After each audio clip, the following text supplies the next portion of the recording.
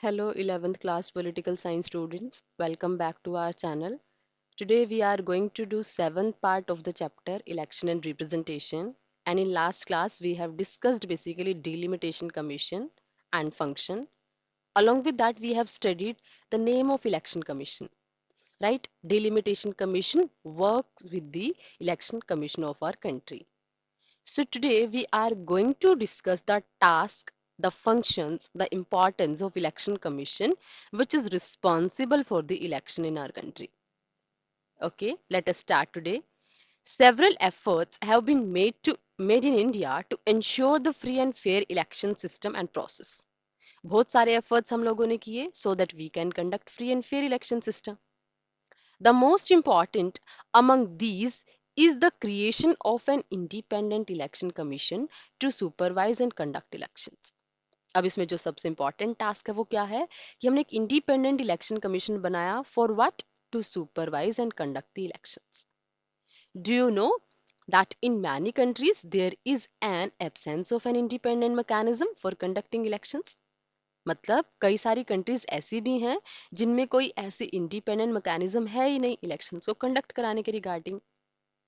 Okay, so article 324 I have told you in last class also that article 324 to 329 deal with election commission of India. Okay, so what is mentioned in article 324? The superintendence, direction and control of the preparation. Election commission के task given है. कौन कौन से task? Superintendence कि उनको supervise करता है, direction direct करता है and control of the preparation कि इलेक्शन से पहले जो प्रिपरेशन होती है. देखो, in our country we are going to held election in 2024 but उसके लिए इलेक्शंस ना 1-1.5 साल पहले होना शुरू, इलेक्शन की जो प्रोसीजर है वो पहले ही होना शुरू हो जाती है. Why? Because we know that India is that much big country that it's not easy task to conduct election in that much big size country. Okay, so उसके लिए हमने एक independent commission बनाया है, that is election commission. और उसका task क्या होता है? सुपरिटेंडेंट करना, डायरेक्ट करना और पूरी की पूरी प्रिपरेशन को कंट्रोल करना. Okay, of the electoral roll for the conduct of. अब देखो यहाँ आपको मेंशन है कि इलेक्शन कमीशन कौन कौन से इलेक्शंस कराता है. Okay, so keep in mind these both question can be asked in the form of MCQ to you. Major task of election commission, और उसके अलावा आपसे पूछा जा सकता है कि कौन सा इलेक्शन है जो इलेक्शन कमीशन कंडक्ट कराता है. एमसीक्यू देके पूछा जा सकता है कि कौन सा इलेक्शन है जो हमारे इलेक्शन कमीशन नहीं कराता. Okay, so study it very carefully. All elections of parliament and the legislature of every state and of the election of the officer of president and vice president. अब देखो आपको ये names याद रखने हैं कि ये इलेक्शंस हैं जो हमारे कंडक्ट होते हैं with the help of election commission of our country. देखो कैसे, जो इलेक्शंस है हमारी पार्लियामेंट के, legislature के, it means we are talking about MPs here. We are talking about legislature means we are talking about MLAs here, right? And of the election of the officers of president, president के election and vice president. ये elections होते हैं जो conduct कराता है हमारी country का election commission.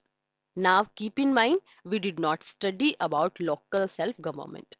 It means local self-government elections are not conducted by election commission. There is a separate body, that is state election commission, and all of the elections of local self-government took place under the guidance of state election commissions. Okay, so these are the elections held under this constitution shall be vested in the commission referred to the constitution as the election commission. तो ये जो आपने जितने भी name study किए, ये आपके election कराने की रिस्पॉन्सिबिलिटी है इलेक्शन कमीशन की. And this thing is mention in the constitution of our country and the article related to this is article 324. Got it?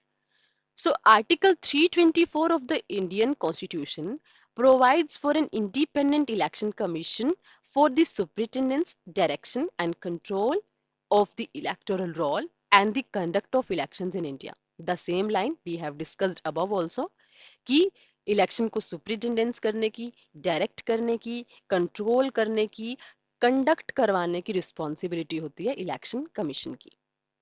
These words in the constitution are very important for they give the election commission a decisive role in virtually everything to do with elections. और क्यों important हो जाते हैं ये words constitution के? क्योंकि यही जो वर्ड्स हैं जो हमारे इलेक्शन कमीशन को इतना इंपॉर्टेंट कंसीडर कराते हैं. Because everything what is related to election that will be done with the help of election commission only. That's why the role of election commission is that much important in our country, right? And the Supreme Court has also agreed with this interpretation of the Constitution. और यही नहीं, हमारी country का supreme court भी इस चीज को agree करता है कि इलेक्शन कमीशन की कितनी पावर्स होने वाली हैं. Okay, so to assist the Election Commission of India, there is a chief electoral officer in every state. अब देखो, अगर इतनी बड़ी रिस्पॉन्सिबिलिटी, इतना बड़ा टास्क आपने इलेक्शन कमीशन को दिया, तो इलेक्शन कमीशन, हमने अभी स्टडी किया कि स्टेट लेजिस्लेटिव असेंबलीज के इलेक्शन भी करवाएगा. So to assist the Election Commission of India, there is a chief electoral officer. हर एक स्टेट में chief electoral officer होता है. Okay. The Election Commission is not responsible for the conduct of local body elections. Now, again I am repeating, Election Commission is not responsible for the conduct of local body elections. Got it? As we shall study in the chapter on local government, the State Election Commissioner work independently of the Election Commission of India and each has its own sphere of operation. अब देखो क्या है, election commission के अलावा जो state election commission है, they work independently. किससे independently? Election commission से, राइट? और हर एक का अपना स्फीयर है, अपना एरिया है वर्क करने के लिए. The Election Commission of India can either be a single member or a multi-member body. अब देखो, इलेक्शन कमीशन ऑफ इंडिया क्या हो सकता है? It can either be a single member और मल्टी मेंबर बॉडी. कैसी भी बॉडी हो सकता है, सिंगल मेंबर बॉडी भी और मल्टी मेंबर बॉडी भी. अब देखो क्या हुआ था टिल 1989, ये क्या था? It was, election commission was a single member body. और सिंगल मेंबर बॉडी होने का मतलब अब देखो क्या होगा, problems will be created because single person is there na, so it can be influenced with the ideas of a specific particular party, right? And the problems can be created. So just before the 1989 general election, two election commissioners were appointed, making the body multi member. अब इसलिए हमने फिर क्या किया, दो और member appoint कर दिए. किसके लिए? मल्टी मेंबर बॉडी में उसको ट्रांसफर करने के लिए. Okay, soon after the election, the commission reverted to its single member status. लेकिन फिर क्या हो गया, जल्दी ये सिंगल मेंबर में कन्वर्ट हो गया, सिंगल मेंबर स्टेटस में कन्वर्ट हो गया. Okay, in 1993, two election commissioners were once again appointed, and the commission became multi-member and has remained multi-member since then. अब देखो, याद रखना, 1993 इज द ईयर जहां से हमारी कंट्री का इलेक्शन कमीशन फंक्शन कर रहा है as a multi member body and the function is continuously in use till present time also. Got it? अभी देखो आपने क्या स्टडी किया, 1989 तक it was a one member body. So अगर एमसीक्यू फॉर्म में आपसे पूछा जा सकता है, tick out the year, tick the year till where the election commission was a single member body. So you will have to mention 1989. Got it? उसके बाद हमने इसको टू मेंबर्स अपॉइंट किए, बट दोबारा से फिर क्या किया हम लोगों ने, रिवर्ट कर दिया सून. और किस में कन्वर्ट हो गई, one member body, single member body only, right? But in 1993 two election commissioners was once again appointed और तब से लेके आज तक हमारा इलेक्शन कमीशन वर्किंग है as a multi member body. अब देखो ऐसा सोचो क्यों हुआ होगा. अब देखो आपने पढ़ा टू इलेक्शन कमिश्नर, एक क्या होता है, चीफ इलेक्शन कमिश्नर होता है, राइट? और एक होता है आपका, दो और इलेक्शन कमिश्नर्स होते हैं. तो बेसिकली मल्टी मेंबर बनाने का इसका डिसीजन क्या था कि अगर देखो, अगर आप दो मेंबर ही बनाते हो तो चीफ इलेक्शन कमिश्नर कहीं ना कहीं ओवरकम कर सकता है, राइट? और इसीलिए हमने इसको मल्टी मेंबर बॉडी में कन्वर्ट किया है. Okay, so There were many apprehensions about a multi-member commission. There was a sharp difference of opinion between the then chief election commissioner and the other commissioner about who had how much power. अब देखो, इसको बनाने का decision अगर आप change करते हो ना किसी भी कमीशन में, किसी भी कॉन्स्टिट्यूशनल बॉडी में, दैट्स नॉट इजी टास्क। और इसीलिए ये चीज यहां पर भी हुई कि अब अगर आप चीफ इलेक्शन कमिश्नर बनाते हो तो उसके पास कितनी पावर होनी चाहिए, अदर इलेक्शन कमीशन बनाते हो तो उसके पास कितनी पावर्स होनी चाहिए। The matter had to be settled by the supreme court, right. और अगर ऐसा कोई कंफ्लिक्ट है, जब कॉन्स्टिट्यूशन के प्रोविजंस के रिगार्डिंग कोई कंफ्लिक्ट्स आ जाते हैं, so we are having supreme court for that. Supreme court उसके लिए वर्क करता है। So now there is general consensus that a multi-member election commission is more appropriate as power is shared and there is a greater accountability. अब देखो क्या है कि अब हमारे सुप्रीम कोर्ट ने भी क्या इंटरप्रेट किया है कि जो हमारी पावर है वो शेयर है। क्योंकि देखो, अगर आप मल्टी मेंबर बनाओगे तो पावर विल बी शेयर्ड, और जितनी ज्यादा पावर शेयर्ड होगी अकाउंटेबिलिटी उतनी ही ज्यादा इंक्रीज होती है। क्योंकि अगर आप पावर को सेंट्रलाइज कर देते हो ना किसी एक वन पर्टिकुलर प्लेस पे, तो वहां पे डिक्टेटरशिप के चांसेस ज्यादा हो जाते हैं।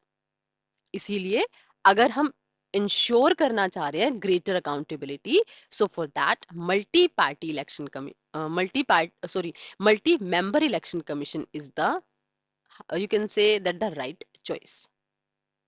Got it? So the chief election commissioner, CEC, abbreviation will be used. You will have to understand that it is used for chief election commissioner, presides over the election commission but does not have more power than the other election commissioners. अब देखो क्या था, हम लोगों ने ऐसा multi member क्यों बनाया?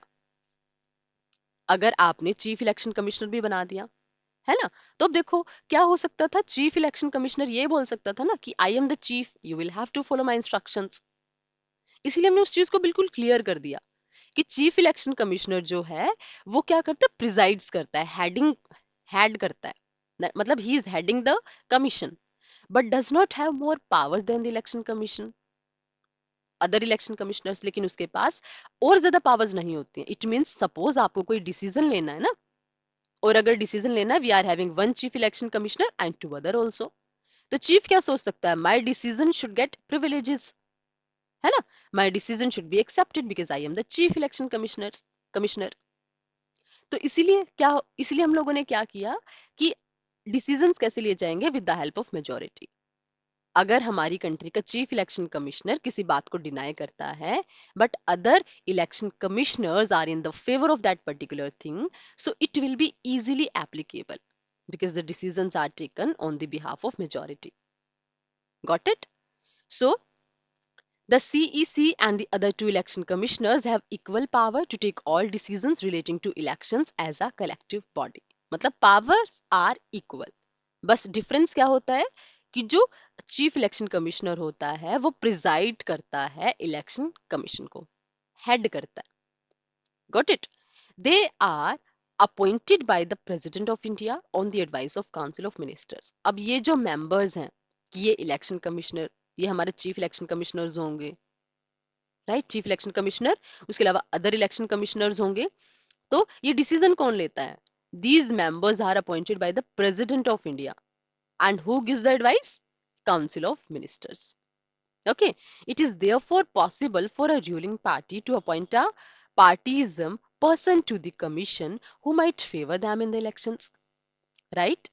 अब देखो फिर क्या हुआ कि हमारी कंट्री में सिस्टम ऐसा है कि जो प्रेसिडेंट है ना वो अपॉइंट कर देता है on the advice of council of minister. But इसमें भी कहीं ना कहीं प्रॉब्लम है। अब प्रॉब्लम क्या है, जिसकी गवर्नमेंट है, अब वो अपने खुद को फेवर करने वाले लोगों को ही तो कहीं ना कहीं सजेस्ट करेंगे ना कि ये मेंबर होना चाहिए हमारा election commissioner, chief election commissioner, ये अदर इलेक्शन कमिश्नर्स होने चाहिए, राइट। तो उन पार्टीज को फेवर कर सकते हैं जिस पर्टिकुलर पार्टी ने उनको सपोर्ट किया है, उनके नेम को रिप्रेजेंट किया है, right. So this fear had led many to suggest that this procedure should be changed, और इसीलिए बहुत सारे लोगों ने सोचा भी है कि इस प्रोसेस को चेंज कर देना चाहिए। Many persons have suggested that a different method should be followed that makes consultation with the leader of opposition and Chief Justice of India necessary for the appointments of CEC and election commissioners. जो suggestions हैं basically suggestions क्या दे रहे हैं लोग कि इस election procedure को ना ये वाली जो अपॉइंटमेंट प्रोसीजर है दैट शुड बी चेंज्ड। और कैसे चेंज हो, क्योंकि देखो अगर आपने सिर्फ रूलिंग पार्टी से अगर एडवाइस ले ली तो रूलिंग पार्टी तो उन्हीं को सपोर्ट करेगी ना जो कहीं ना कहीं उनकी पार्टी को फेवर करते हैं, उनकी पार्टी से रिलेटेड है, राइट? ये हो सकता है ना। इसीलिए कुछ लोगों का सजेशन क्या है कि जो अपॉइंटमेंट प्रोसेस है ना इसको चेंज कर देना चाहिए। और ये अपॉइंटमेंट प्रोसेस कैसे चेंज होनी चाहिए कि जब भी किसी चीफ इलेक्शन कमिश्नर की या अदर इलेक्शन कमिश्नर्स की अपॉइंटमेंट होती है तो उसमें आप एडवाइस मैंडेटरी कर दो, किसकी? अपोजिशन लीडर की भी और हमारी कंट्री के चीफ जस्टिस ऑफ इंडिया की भी। अब देखो इसका इंपॉर्टेंस क्या होगा, अगर अपोजिशन की भी कंसेंट होगी तो it means that person will be more responsible and that will try to be neutral from politics. Got it? And CJI, chief justice of India, you can say it's the guardian of constitution, right? And that person will be giving all the advice on the behalf of constitution only. So somewhere we can say that yes, these suggestions are rational also to ensure free and fair election and to ensure the transparency in the appointment of our election commissioner and the other election commissioners. Got it? The constitution ensures the security of the tenure of CEC and election commissioners. They are appointed for a 6-year term or continue till the age of 65. अब देखो क्या है, इनका जो tenure होता है basically that is of 6 years और they can continue till the age of 65। अब देखो इसको समझो because there is a slight confusion in that particular thing. या तो 6 year की टर्म या फिर 65 year की एज जो पहले पूरी हो जाती है उसके बाद उनको रिटायर कर दिया जाता है। अब देखो मान लिया कोई पर्सन है जिसका सिलेक्शन हुआ है एट द एज ऑफ 58, तो आप क्या ऐड करोगे उसमें? 6 years ऐड करोगे, तो 64 years की एज के बाद that person will B retired. समझ आया? बट एक है 65, अगर मान लिया किसी पर्सन का कोई हमारा चीफ इलेक्शन कमिश्नर बना है एंड दैट टाइम हिज और हर एज इज 61 years, तो आप क्या देखोगे कि 4 साल के बाद तो उसकी एज 65 years हो जाएगी, राइट? तो इनमें से जो भी पहले होता है ना तो हम उसको 4 साल के बाद ही रिटायर कर देंगे क्योंकि उसकी एज है वो 65 हो गई है।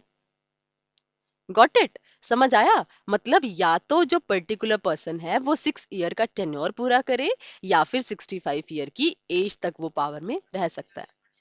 Got it? whichever is earlier, the CEC can be removed before the expiry of the term by the president if both houses of parliament make such a recommendation with a special majority। अब देखो क्या है, उससे पहले भी उनको remove किया जा सकता है, but what is the process for that कि हमारी पार्लियामेंट के दोनों हाउस उसके लिए रिकमेंडेशन देते हैं और वो रिकमेंडेशन होती है विद द स्पेशल मेजोरिटी। अब देखो स्पेशल मेजोरिटी बेसिकली क्या है, understand it now. Special majority, what is the meaning of special majority?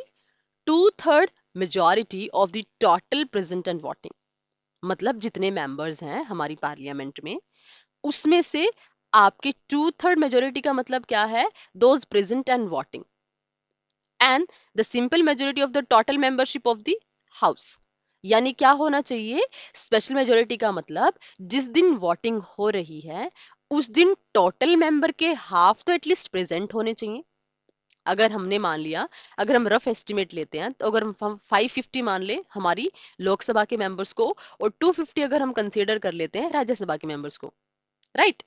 तो क्या हो जाते हैं हमारे 800 मेंबर्स हो गए। तो एटलीस्ट उसमें से जिस दिन वोटिंग होनी है किसकी regarding? Election commission, chief election commissioner की रिमूवल के रिगार्डिंग, तो उस वोटिंग के दिन कम से कम उसमें से हाफ तो प्रेजेंट होने चाहिए, मतलब 400 आउट ऑफ 800 उतने तो प्रेजेंट होने चाहिए। और जितनों ने वोट की है उसके at least 2/3 member, right? So you will find out 2/3 of 400, तो वो जितना आएगा, अब देखो 2/3 of 400 basically what it will be? So basically it is going to be 260 और 270।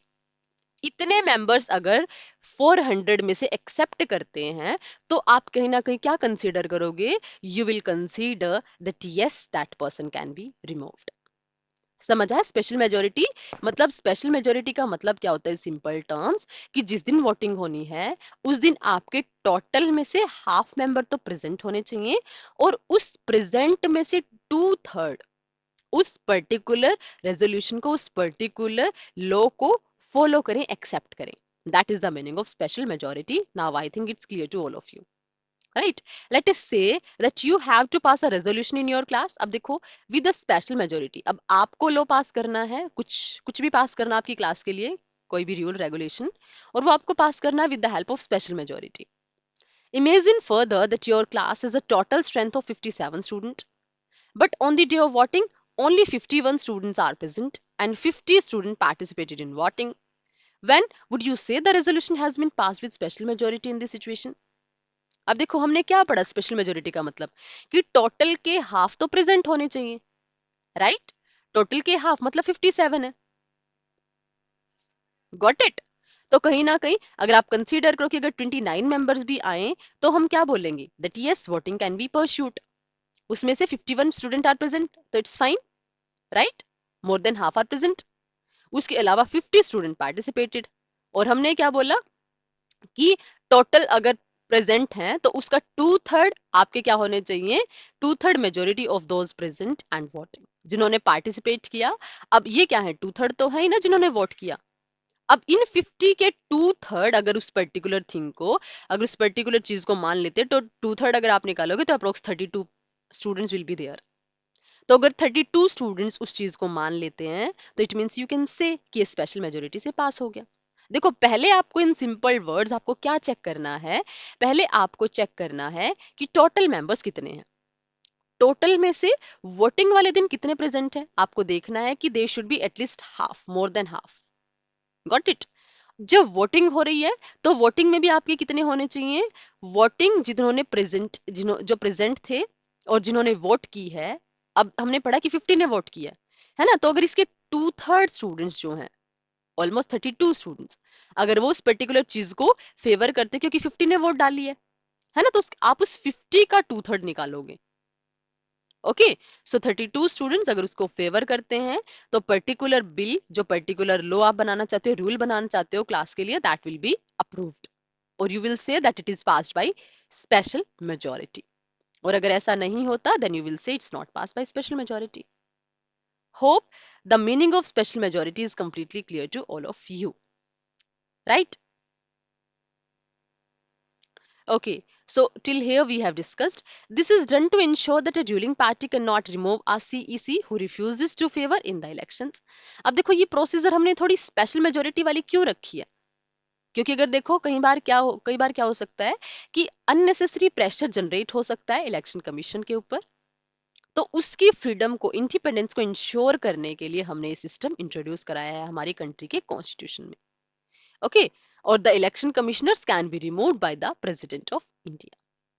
The election commission of India has a wide range of functions. अब देखो, इसके फंक्शंस कौन कौन से हैं? Basically functions basically all the responsibility that from the announcement of the election and till the ending of the elections, वो सारे के सारे टास्क करता है हमारी कंट्री का election commission. So in this particular video we are able to understand the structure of our election commission, right, from the initial phase of our independence. Got it? And we are able to understand by which process we can remove them. Okay, so because the functions are wide and we will have to explain it in detail, that's why we will do it in next video. Till then, keep revising, stay connected. I hope that everything is completely clear to all of you till here. But if you are having any kind of doubt and query, you can ask your doubts in comment section. Okay, functions of election commission in detail we will discuss in next video. Till then, keep learning, stay connected. Thank you. Thanks a lot.